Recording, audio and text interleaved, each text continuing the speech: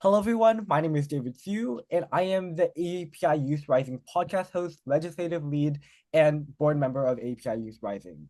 Today, I'm joined with Kathy Fang, who's an award-winning chef and owner of the Fang Restaurant and House of Nanking. You may also know her as a television personality, including being a top champion and starring in the Food Network series Chef Dynasty, House of Fang. And she's also a San Francisco native. Welcome, Kathy, and thank you so much for joining us today. Thank you, David, for having me on the podcast. I'm deeply honored to be here to talk about everything and anything you want to ask me. Yeah. So I recently had the opportunity to eat at House of Nanking and even got a photo with your dad. So it was a really, really great experience. And outside of just like the wonderful food that you had, there were also many photos on the wall that helped tell the story of the restaurant. Could you tell me a little bit about how growing up in a restaurant in House of Nanking helped shape your childhood and how it shaped you to be who you are today? Gosh, my upbringing in Chinatown, San Francisco, which is where House of Nanking is located, I think was honestly the best education I could have gotten. Um, you know, as I was about 7 when the restaurant was open, and at that time, I didn't think too much of it. I just thought, this is normal life. But now, as a 40-some-year-old, having written now a book about House of Nanking, and have had time to reflect upon just what it was like to grow up in the restaurant, my perspective is completely different. My perspective now is I had the ability to learn the family business while I was there, fall in love with the one thing that I am good at, which is cooking, entertaining. That happens to be my passion, but also really connect with my culture, right? I was able to be fully immersed in Chinese culture, from food to traditions to values. And so I feel like I almost grew up in like a little piece of China outside of China, right? In fact, the first language that I learned was Chinese. It was not English. I was born in the Chinese hospital, which is located in Chinatown, still there. It's the premier hospital that services that community. And so I feel like it's allowed me to become the chef that I am now. It's allowed me to become, the spokesperson that I am now as well, right? Representing, our culture, our cuisine, even our neighborhood, San Francisco Chinatown. Yeah. So I feel like I don't think I could do any of that authentically had I not actually grown up in that environment and be able to use that and channel that through everything that I do now. Yeah, well, it's really great that you're embracing your culture and you're sharing it through the art of cooking and through food. Could you tell me a little bit about the story about your restaurant and how you came up with the name House of Nanking? So this is actually written in the book. A lot of people may think, oh, clearly they're like probably from Nanking, but we're actually not from there. We're from Shanghai. My grandfather, which is my mom's dad, he was like he was the person who made all the decisions, right? Because in a Chinese culture, it's all about listening to your elders. So if you make any serious business decisions, you always consult with them. And so at that time, the only people who were elders was my mom's dad. My dad's parents had not immigrated here yet. So he was listening to him and he said, name it House of Nanking because it's my favorite city, and he like spent some time there when he was in high school, and he just said, you know what, it used to be the capital of China, so just name it that, right? It felt very kind of just ad hoc. And my dad's like, really? I'm not from there, it doesn't seem like it makes sense, might be kind of confusing. And he's like, no, you got to listen to me. This is the name. And so that's how we ended up naming it House of Nanking, right? It wasn't like that well thought out. It was just like honoring Chinese culture and values by saying, I'm just going to listen to my elders. But it ended up being the best name ever because there's not a lot of restaurants that are called Nanking. There's not a lot of people who are from Nanking. And so the name stands out. People immediately remember it. And I tell this like kind of funny connotation to like, okay, if you don't know really the difference between say like Nanking versus Shanghai, then I would say think of it as if we opened a pizzeria and we called it Chicago style pizza, except we don't serve any Chicago style pizza, and we're not even from Chicago. And it's like, Italian pizza. Right. So it's like really confusing for some, but it's memorable. People from China will always come and, they'll come into the restaurant, they sit down and like immediately spew out Nanking classics. They'll be like, oh, it's the Nanking salted duck. You have that. And they're like, nope, we don't have that. Well, what kind of Nanking specialties do you have? We're like, zero. They're like, what? But it's Nanjing Xiaoguan, which means like little Nanjing eatery. So it's quite funny. Yeah, well, that's a great story, and it's great to know how you're like embracing your culture. Also coming up with House of Nanking as a name. But I also know that you pursued a business degree at USC, and then later on went into the corporate world. So, can you tell me about your journey back into culinary and going into culinary school, and eventually opening up the Fang Restaurant and continuing House of Nanking? Yeah, so I grew up very traditional, right? Again, listening to your elders. So, my parents never thought that they would have me continue on the family business, right? They decided to open a restaurant because they couldn't go to school. They didn't have the luxury of going to school and finding a corporate job or go be a lawyer, go be a doctor, which is what in our culture considered prestigious careers. Um, in fact, opening a restaurant or being a chef is considered manual labor, right? It's something that you go into because maybe you didn't do well in school, right? And you didn't have any other options. So it's kind of frowned upon at that time.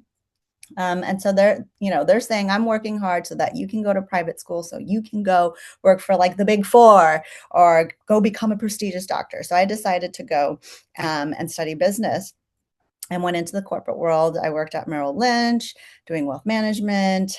I didn't like that. Then I went to do operations at Johnson and Johnson and Neutrogena, and just really felt so uninspired and incredibly bored with what I was doing. And that was problematic for me, right? I felt stifled. I felt like there was no growth for me. I felt like my life would be very depressing if I had to wake up every morning and go do something I don't really enjoy. And so it came down to me thinking about, what do I want to do? Right? If this is not it, then what would make me happy?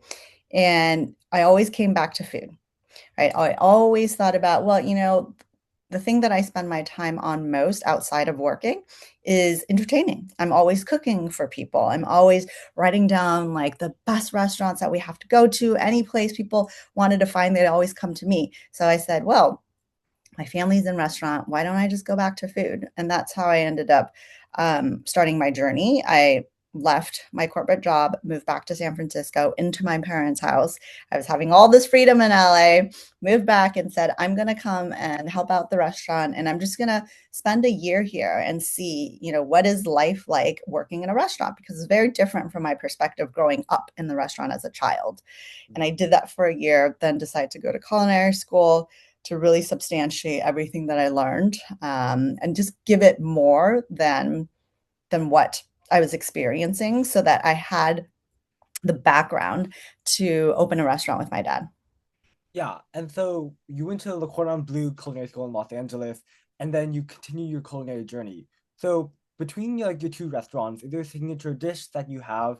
And like what story does that dish tell?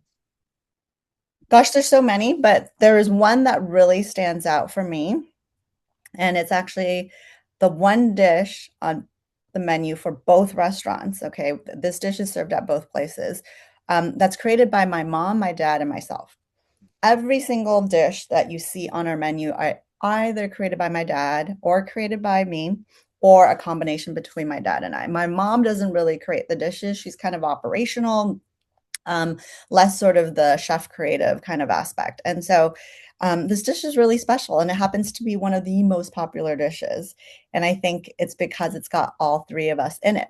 And the way that this dish came about, it's called crispy honey chili beef short rib, is my mom was braising short rib, and she kind of did this like twice cooked version of it, right? And it was kind of crispy and it was really soft. And she was just eating it as a snack at the restaurant at House of Nanking.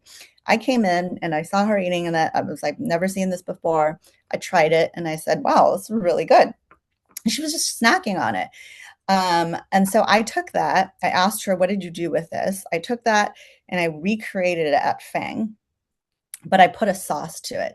I wok tossed it, create this sauce that was kind of like I would compare the flavor profile to like Chinese beef jerky. If you've ever had it, it's like kind of sweet, it's savory, umami. There's some different kinds of spices in it. It's just really satisfying as a snack for me growing up, right? And so, and sometimes they have like the juicy, hot flavors. So I wanted to pull that into that beef dish. And then I paired it with green beans. So I sauteed that whole thing with that sauce. I started experimenting with the customers, just have them try it, and people loved it. Then my dad saw it and he said, "What's that?" And he tried it and he's like, "That's really good, but let's take the green beans out." And he decided to do it with a bok choy, like a garlic bok choy. That's a little cold, so a little unusual, right? And he thought, well, the beef is so rich, it'd be really nice to pair it with something that's crisp and kind of light to counter it hot and cold. And that's how the dish came about. And it is honestly like when people have it, people will say, I've never had anything like this. This is so creative. And that's because it's not like a typical Chinese dish, right? It would just started with my mom, and then it was me, and then my dad. It took 3 different people to create this dish. Yeah, well, it's really great that you have this like intergenerational layer within all of your dishes, and also creating your own dishes, which is a really great part of like culinary and cooking, by creating your own dishes and creating your own stories. Um, Right. And is I there feel like that dish is so representative of the business that we have, right? Like House of Nanking and Fang, it really is a family affair. There's no other relative who's a part of it. The people who are working for us, none of them are part of the family. It's just the Fang family is just my mom, my dad, and I. And we've kept it that way for, gosh, it's 38 years now for House of Nanking, right? So close to 4 decades. And Fang has been around for 16 years. So that's kind of the true essence of the two restaurants, all kind of encapsulated in this one dish. Yeah, well, that's really, really great. Is there a specific chef that you've admired and what did you learn from them? I mean, the most obvious is going to be my dad. And people are going to say, well, like there's got to be more. I think my situation is really unique in that most chefs don't get to work with their father as chefs, like literally like day to day on that kind of aspect, but also be able to grow up with them and learn, right? That is who I learned from. There is nobody who has influenced the way that I cook, the way that I think more than my dad. And I'm continually inspired by him, right? I would argue to say that everything that I do at the restaurant, from wanting to make sure the legacy continues, from telling the story, from making sure it's successful, that it continues on generations and generations, is for my father. Really, it is for him, and that kind of follows in line with the way that I was brought up culturally. I think that um, it benefits us to have that, because that type of purpose is just, it's greater. It's more than saying, oh, well, you like, I want this place to do well based off of a number, right? Like, oh, I want to make X amount of sale or whatever. It needs to grow X amount. It's not about that. Like we we do everything based on what's comfortable and what's right growth wise for our family. My parents opened the restaurant for family, right? And my parents are still working every single day, 76 and 75, still for family, because they want my kids now to be able to take on if they want to, right? But they want to be able to pass this stuff down through generations. And so that is like the best inspiration for me. It seems like, oh, generic, but it's not for me because of my experience and just how closely I work with my dad. The fact, like, go see if there's any restaurant out there that has a menu that's created only by the father and the daughter, nobody else, right? There isn't really any. It's really great that you have this bond with your father, and you actually wrote your book with your dad. So congratulations on your new cookbook, House of Nanking. You're known in this cookbook for like making these modern and easy approach dishes for like home cooks and like people who can make it at home. Could you tell me a little bit more about like how you created your unique voice and like how House of Nanking cookbook like differs from the traditional format? Because like in the beginning, you have this entire storytelling, telling your story and your father's story, and creating House of Nanking. Can you tell me about your unique voice? Yeah. Gosh, I feel like the way that we approached the book is going to be the way that we approach cooking, right? If you ask people if they can peg House of Nanking food wise, cuisine or Fang, you can't because it's not Shanghainese food. It's not just Cantonese. You can't say it belongs to any category of cuisine. It is actually a mix of many different cuisines plus like our own ideas. So it's like kind of fusion, but not really. It's still Chinese. It's not like Western. Mhm. And so I wanted to approach writing this book the same way. How do we do this differently? And the number one thing I first thought of is it needs to be told in both our voices, almost conversationally. So you'll see when you read it, like we're almost kind of talking to each other in the beginning, allowing us to be able to tell the story through our own eyes. So you're getting two perspectives, but that is how you experience Fang and House of Nanking now through food. Right. The food that you're eating, some people will say, hey, was that your creation, Kathy, or was that your dad's? Right. They know that everything that's coming out on the table either comes from my dad, myself, or a combination. It is both our perspective. And so that made it really easy for me too, to just be myself, right? Like share with people what it was like to grow up in the restaurant, how I fell in love with food, my experiences with the dishes that my family would create or the dishes my dad created that made the place so popular. And then I wanted to really share my dad's voice. I think there's something important here to highlight is that when I started researching marketing aspect for this book, I came across a really shocking statistic. There's only a handful of cookbooks that are written by chefs who are immigrants who actually own restaurants through generations. Like these legacy businesses from an immigrant owner or chef, try to research that and see how many books you can find that are like this. There's like a handful. When you consider how many Chinese restaurants that are around that are like that, right? Like the type that my parents have opened, it'll blow you away, right? There's probably what 40 to 50,000 Chinese restaurants as a whole across the US. They're saying there's more Chinese restaurants than there are fast food places. So it's just not representative, right? Based on how well represented our food is just in general to how it is in the cookbook space. Um, and a lot of that, I think, is because Chinese people culturally are reticent from sharing about themselves, right? Culturally, it's like not comfortable to talk about yourself, you know, your successes, your struggles, anything about yourself. You're to like kind of be humble about everything and kind of just like disappear almost, right? Like don't make noise, don't make attention, just keep working hard and keep your head down. That's always been the motto. And I think it's kind of sad because it's sort of an underappreciated generation.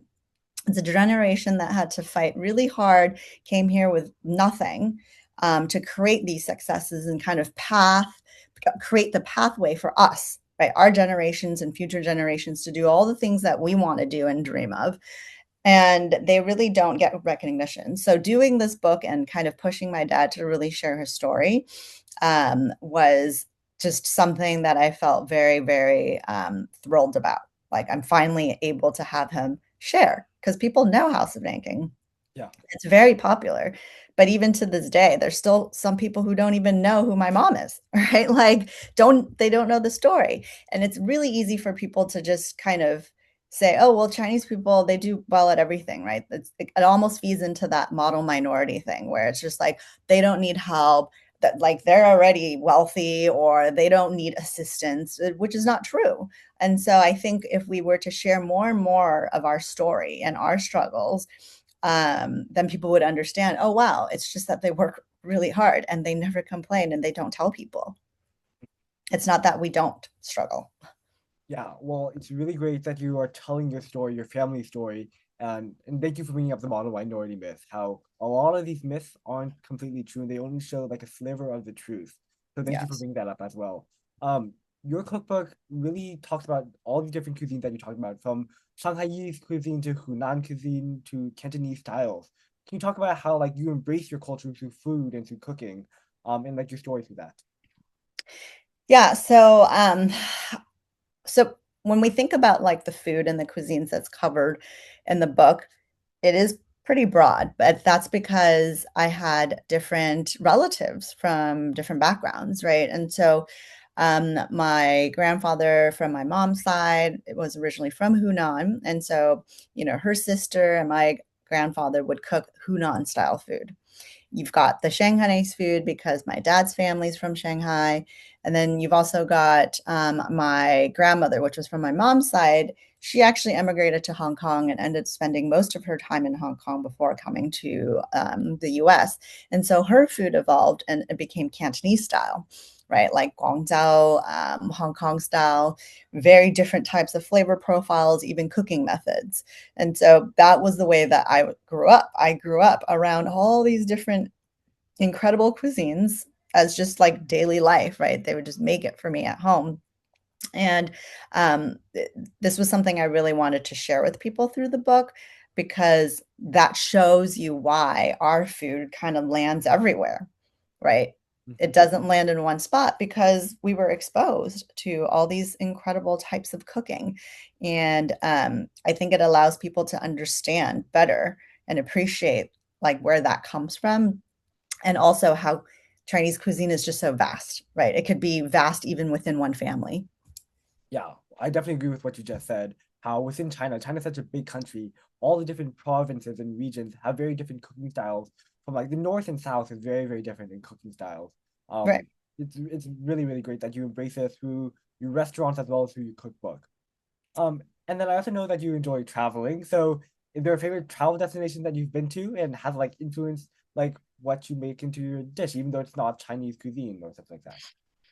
I mean, every time I travel, I always get inspiration. That's actually why I travel.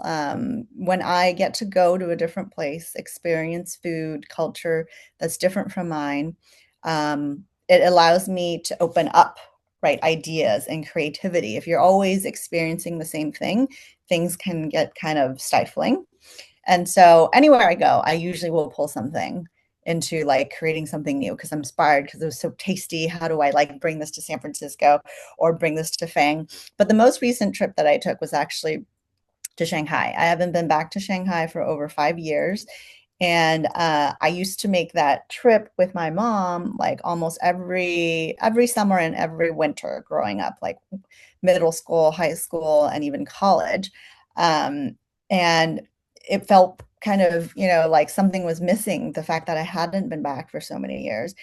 And that was probably one of the most inspiring trips for me for two reasons. One, Chinese food in China evolves very quickly, way faster than it does here.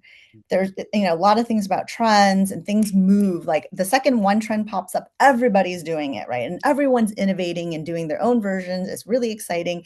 And then, like maybe half a year later, they're like, "Oh, we're not doing that anymore. People aren't eating that now. They're eating this instead." And so, from like a culinary perspective, it's exciting to go see and say, "Oh, that was a really interesting trend." Like, and it's so delicious. We should try to do that. So that's one. Um, Two, it's just more like the idea of coming back.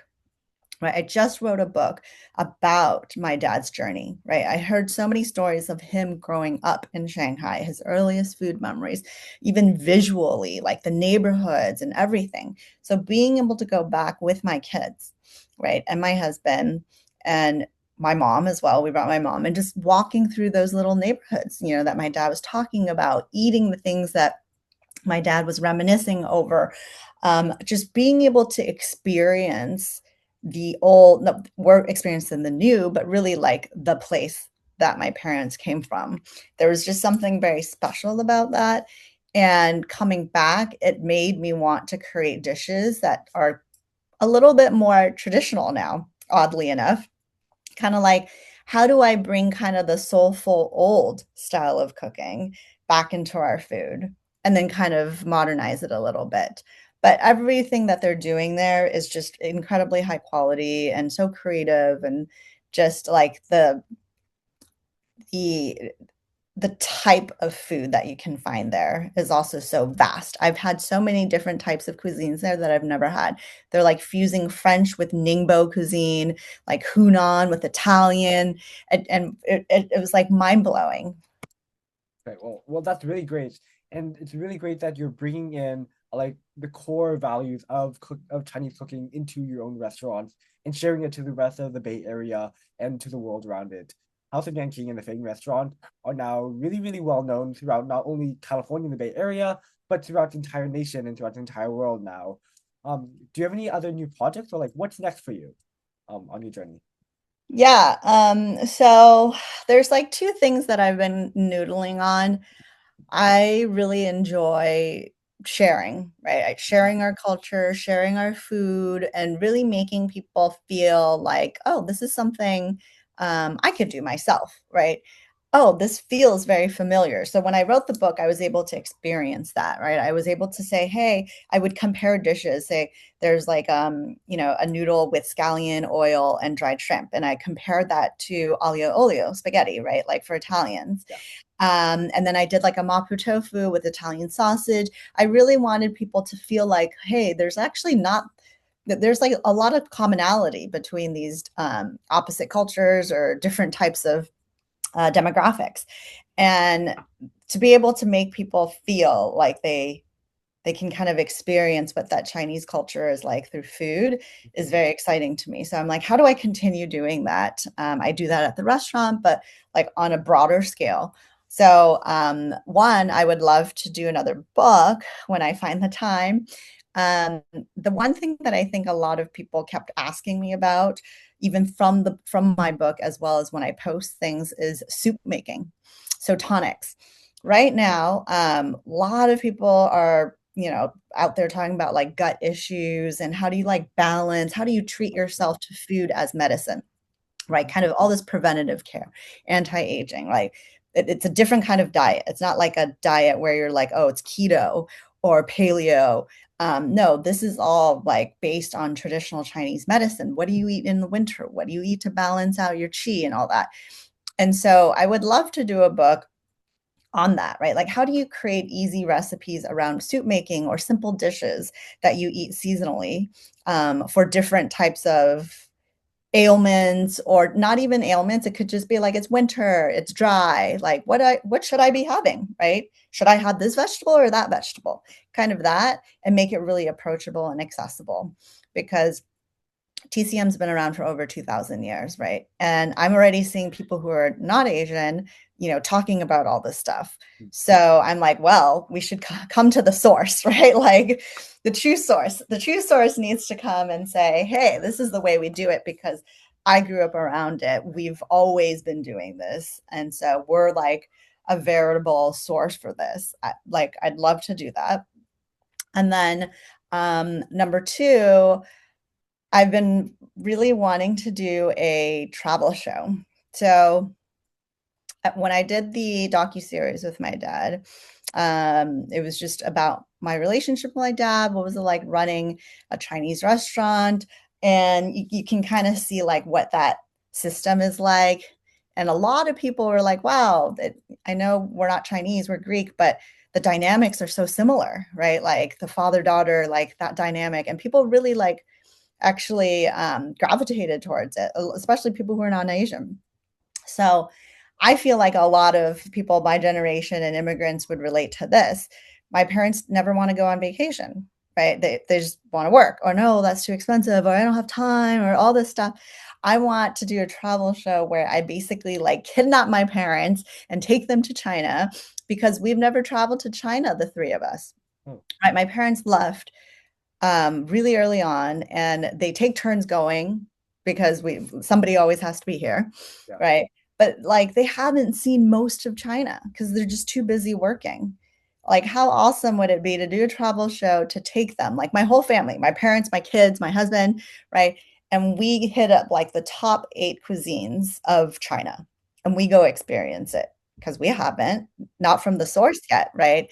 And Mhm. be able to learn about the food through our eyes of different generations, grumpy old people, grumpy young little kids. And then my husband, who's like very white because he grew up in Georgia. I feel like that would be a really fun show. Yeah, I definitely agree. That seems like a really interesting show, and I can't wait to watch it. Um, Well, we'll see. It's very hard to get shows like that done but I because have I have my fingers crossed for you then. Yeah. Okay. And then just to wrap up, I always like to end with one like final question. So, what is one message that you would like to leave to the future generation of like chefs, change makers, youth, just the future generation in general? I think for youth, especially for Asians, because I feel like I can relate to maybe the things that they're going through because I myself was young at one point, is to honestly learn to do things that are kind of uncomfortable. Push yourselves to step outside of the boundaries Yeah. and really, really push the envelope because I think a lot of times culturally we've always been taught not to, right? And everything that I've accomplished, I'm not saying within the restaurant itself, but when you think about having a show on Food Network, right? When you think about me being in media just in general or being featured in articles or whatnot, being a female Asian chef, we don't get the same amount of play or press compared to most other types of demographics. And um, I grew up without any sort of support for going and putting yourself out there. In fact, I was always told not to do that, right? Um, but I really pushed for it because I felt like that was missing growing up for me. When I grew up thinking about like a chef that I wanted to look up to that I could see myself in, I never saw that. I never saw that in like Target, the grocery store. It was just, other people selling our products, right? And there's like a Giada De Laurentiis for Italian food, right? You've got a Martha Stewart for American, but you have nobody for Chinese food. And Chinese food is so vast and so big. It's one of the most popular. It's just crazy to me. And so I started with that dream of like, I want to be, why not? I want to be that Asian version of Giada De Laurentiis. I want to be the Asian version of Martha Stewart. And it took me sort of doing it around my father. Like my father was like, don't try to do that. There's no point in that. Just focus on working hard at the restaurant. This isn't going to do you any good, right? Like, but I did not listen to my dad. I just continued going down that path. And now, my dad will say, "Oh, wow, okay, like you've been able to really push forward our story and extend our brand." If I had not done that, then we would have no show. People wouldn't know about the story. We wouldn't even have a book. Like even getting a book deal is incredibly hard Yeah. for our demographic, right? People don't pay money for it. And so that all came from me questioning and saying, I'm going to step outside of that zone and just try. There's no pain. There's gonna be pain in trying, but there's no harm in trying. And like we can only grow from mistakes. Well, So it's thank gonna you so take. much for learning from your mistakes and trying so hard. Now, so many people look out up to you. You are now like the Asian Martha Stewart within the culinary world. And I thank you for sharing that message. Also, thank you so much for joining us today on this podcast. It was great to hear your story, your father's story, and how you bring out your culture through cooking. Thank you very much for having me, David. Thank you.